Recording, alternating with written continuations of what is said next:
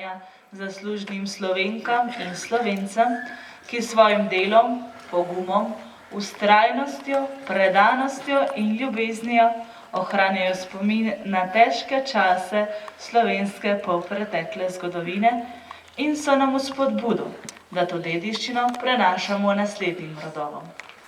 Letošnjim prejemnikom je skupno večletno delovanje pri pripravah spominskih slovesnosti v Kočevskem Rogu, na Teharjah, v Perdrengu, pri Lipi sprave in Erlihu v spomin.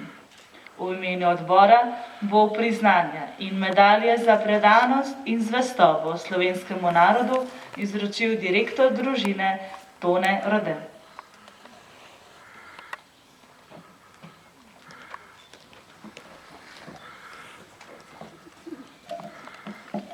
Marija Zgonc. Mnogih spominskih slovesnosti Nove slovenske zaveze, zlasti v Rogu in na Teharjah, si brez Marije Zgonc skoraj ne moremo predstavljati. Dolga desetletja, vse od začetka, je slovesnosti za naše rajne pomagala organizirati in pripraviti. Predvsem pa jih je vodila in povezovala. Vsak stavek njenih uvodnih misli v roške in teharske slovesnosti je bil sam zase obzirno pričevanje, ki je vzbujalo spoštovanje.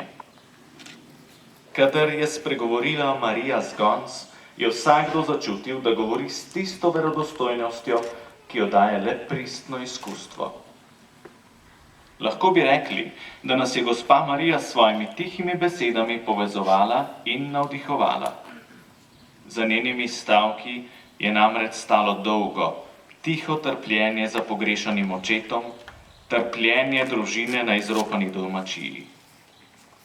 V spominskem zapisu o ubitem očetu je zapisala: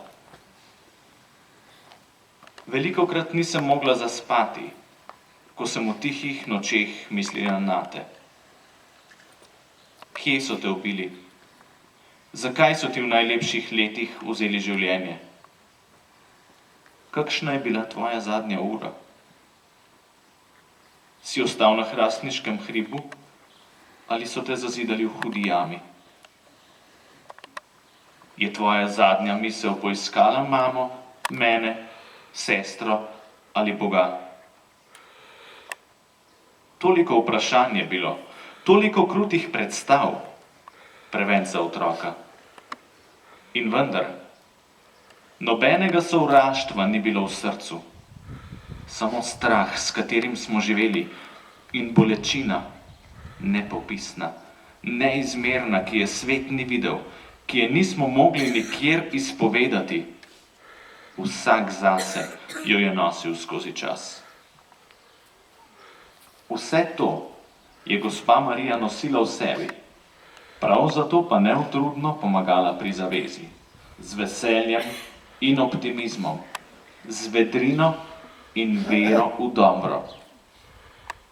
Ob koncu slovesnosti je večkrat dejala: Prisrčna hvala vsem vam, ki ohranjate spomin in zvestobo našim pobitim. In ob tem smo znova začutili, da moramo resnično ostati zvesti. Draga Marija, za dolgoletno pričevanje zvestobe se vam iskreno zahvaljujemo in vam podeljujemo Erlihovo priznanje z medaljo.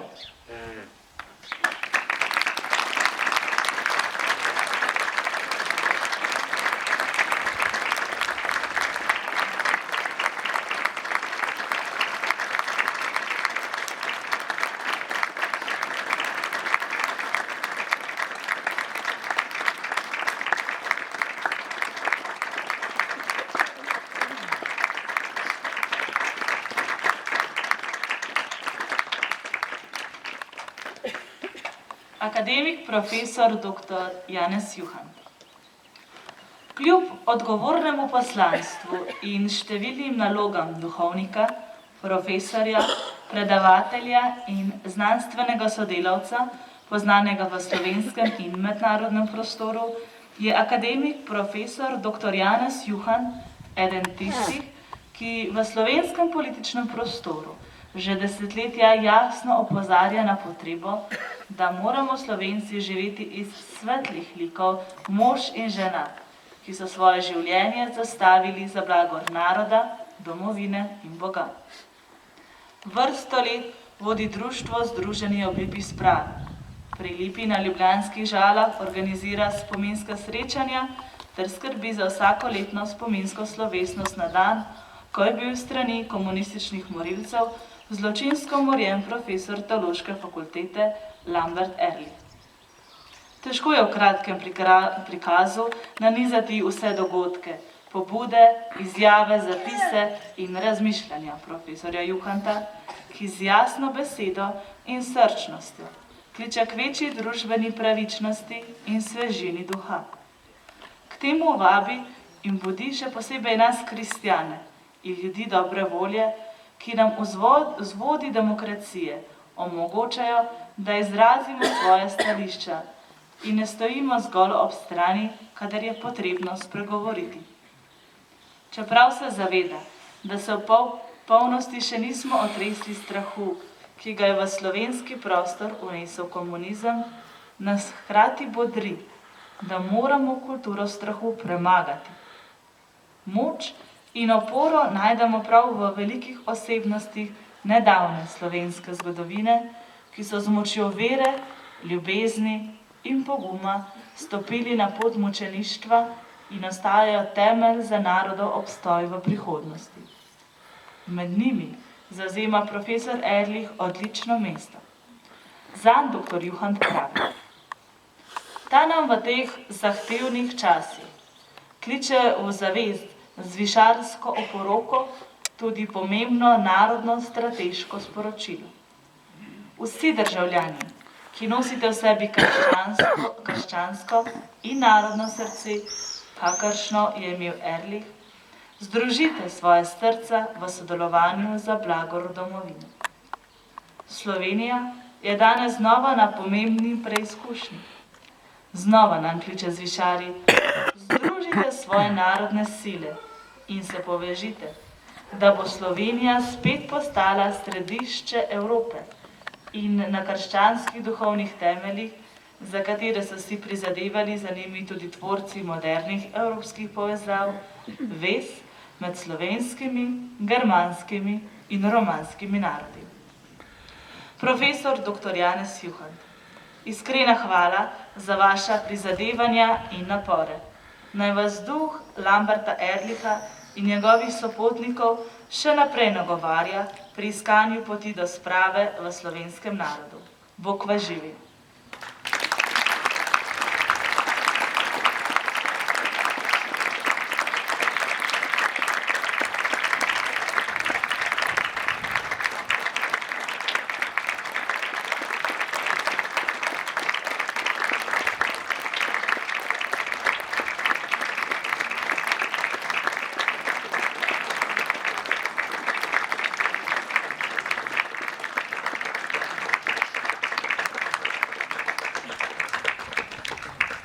Lidija Drobnič.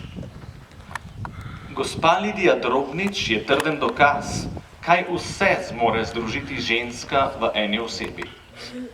Biti dobra žena, skrbna mama, babica, prababica, odvetnica, političarka in neutrudna borka za ohranitev temeljnih človekovih pravic in dostojanstva. Njena drža nesporno izhaja iz preizkušenj, ki jih je prinašalo življenja. Leta 1947 se je kot dijakinja na klasični gimnaziji v Ljubljani vključila v ilegalno organizacijo, ki je želela po demokratični poti, brez nasilja in revolucije spremeniti oblast v Sloveniji. Zato je bila zaprta in obsojena na družbeno koristno delo ter poslana v zloglasno žensko koncentracijsko taborišče Ferdring. Od tam je bila leta 1949 z drugimi taboriščnicami premeščena v Škofjeloški grad. Na lastni koži je okusila, kaj pomeni vladanje komunističnega sistema, ki jo je oropal za najlepša mladostna leta. V času demokratičnih sprememb, ki so Sloveniji obetale lepšo prihodnost, je stopila v prve vrste in neustrašno izrazila svoje zahteve po svobodni, samostojni in demokratični državi. Postala je predsednica gojenk sester hčera Marije Pomočnice, aktivna članica krščanskih demokratov, članica vladne komisije za popravo krivic, ustanoviteljica Združenja univerzitetnih izobraženk Slovenije, soustanoviteljica Društva političnih zapornikov ter opravljala številne druge javne zadolžitve.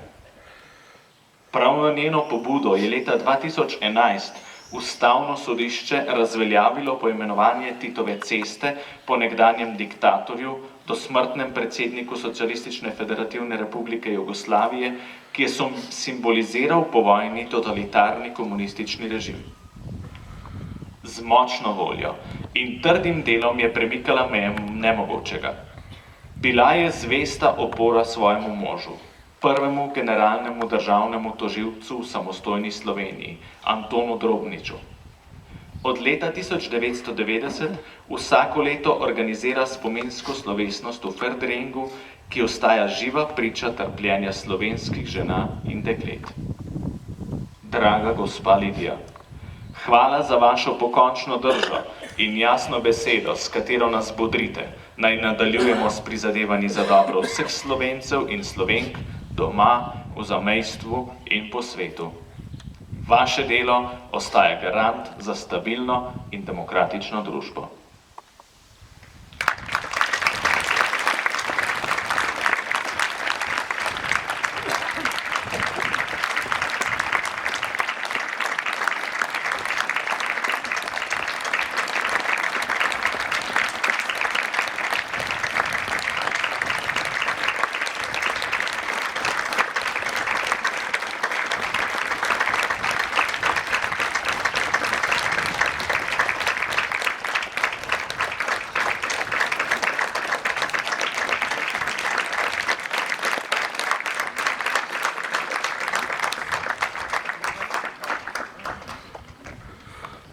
V imenu odbora Kapele mučencev en velik poklonaj vsem, ki ste kakorkoli pripomogli k izpeljavi današnje slovesnosti. Storili ste dobro delo. Prisrčno vas vabimo, da si pridružite srečanju pred cerkvijo in se pogovorite o dobrotah in kapljici domačih gospodinj in gospodarjev. Pa z Bogom naslednje leto.